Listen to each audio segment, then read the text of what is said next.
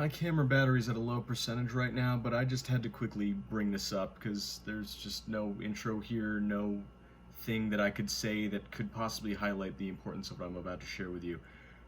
There is something going on with Japanese anime studios recently. They are producing high quality work than I could have ever imagined. I mean, Mappa has taken everything that it could possibly get its hand on and turned it into absolute gold. They could probably take a small student video that I make for class and turn it into $1 million production. Studio Bug Films has created what could possibly be my fifth favorite anime of all time. And now there's an anime studio that is threatening to do something that I never would have thought possible. Replace the hole in my heart that has been left by Studio Ghibli since Hayao Miyazaki left, and doing it using CGI. CGI has a mixed reputation in anime. Some of it works, some of it doesn't. Some of the stuff that does work works really well, like the recent Trigun Stampede and one of my personal favorites, Land of the Lustrous, did it really well. It was just one of those shows where I was just like, damn, I'm really happy that I saw this in CG and not in 2D.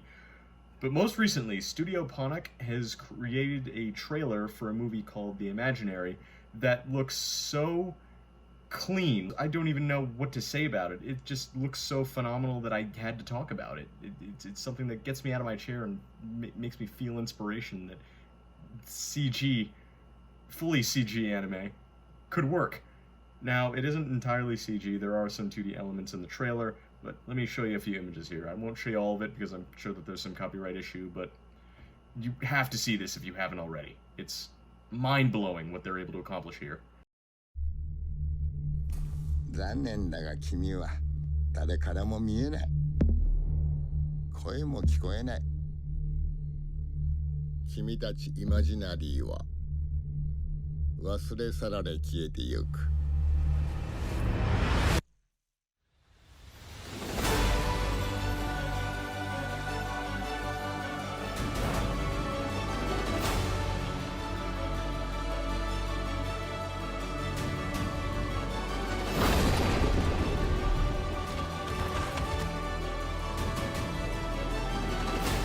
So, being a proud member of BUFA, that's the Bureau of Unprotected Premarital Handholding Affairs, for those of you who don't know, I feel the need to give this a quick honorable mention. So, yes, this is an instance of palm-on-palm contact, which violates Article 3 of the Book of BUFA. However, I think that this kid is supposed to be imaginary, like she's playing with an imaginary friend.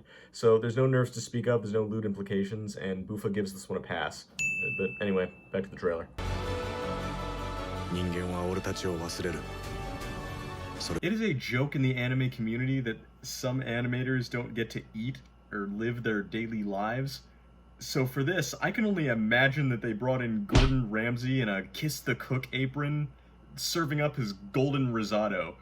And those animators are eating so well, because this, it's indescribably clean. It doesn't feel like CG anymore. This is something that's on par with, it's messing up my speech. This is something that's on par with stuff that we have in the West, like Pixar and Sony and DreamWorks, creating slick animations that go so hard. And it's anime. It's not given a stylized, cartoonish kind of look. It's given a feel that feels not only anime, but Ghibli-esque. Fat faces that look squishy and comfortable, and fills a hole that I feel like Miyazaki left since his last film that he created, and that Ghibli hasn't really been able to do for me since he's retired. I know that he's coming out of retirement to do another movie, but that said, Ponoc might just have us covered here. I've actually just read that the studio was founded by a key animator from Studio Ghibli, or rather a former lead film producer of Studio Ghibli. So I guess that kind of makes sense, given the context of the situation. But they're doing a good job. So it was founded in 2015, Studio Ponoc, and since then they've created only a handful of animations. Like, I can count on one finger, or one hand, the amount of animations that they have created, and I myself have only seen 2 of them. The first one, Mary and the Witch's Flower, I thought it was cute.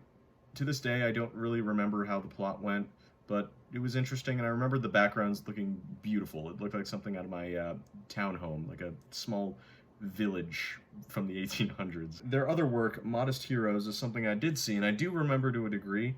It unfortunately doesn't have a high regard on Mal. Not a lot of people liked it. I thought it was really neat. Now, tech demo is something that's been thrown around in the reviews. I kind of agree with that.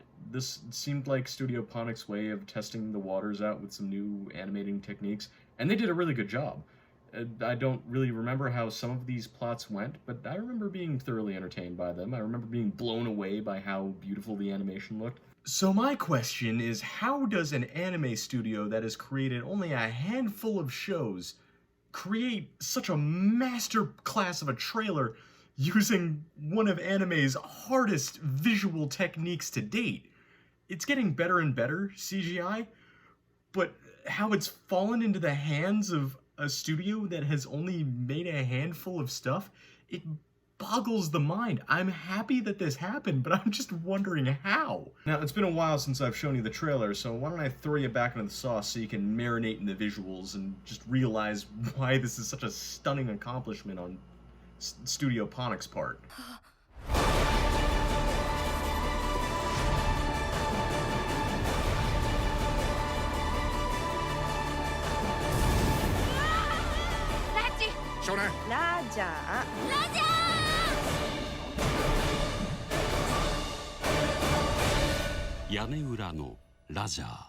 There is animation in here that is so smooth and clean that it would make Mr. Clean himself quit his job because of how frustrating he's getting not being able to match the cleanliness of this trailer.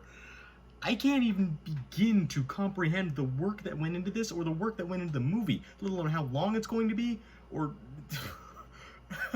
I just hope it's good. I hope they're not eating my words here. On Anime News Network, they're saying that they just picked the Japanese voice actors and they're picking the English ones. Now, of course, I'm going to be watching the dub because I'm a dub man, and I certainly hope that they pick well. I hope they pick Amberly Connors, and I hope that they put Trina Nishimura in there somehow.